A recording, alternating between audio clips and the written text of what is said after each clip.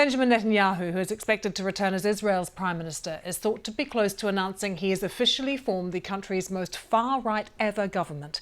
He's been locked in weeks of negotiations with his ultra-nationalist and religious partners, who won the majority of seats in last month's election.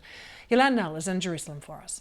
You have ultra-Orthodox Jewish parties that have traditionally allied with him, and also these parties that performed extremely strongly in the election, much stronger than they've ever performed before, who are on the nationalist far right. And so what we have seen in the past few weeks is Mr. Netanyahu negotiating with those partners. He's now approaching a deadline of midnight. The clock is ticking for him to say to the president that he has got his government all in place.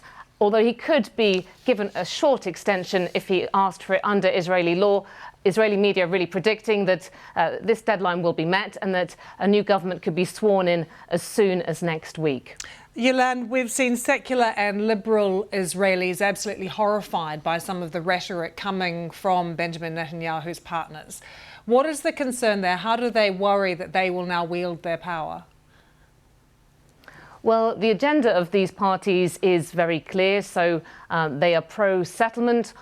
For example, they really want to advance the expansion of Jewish settlements in the occupied West Bank. They want tougher punishments for Palestinians, including Arab citizens of Israel who carry out any attacks. There are also other aspects, like they are anti-LGBTQ. There have also been demands to tighten up immigration laws for Jews around the world who might want to come to Israel, to make it much more along strict religious criteria.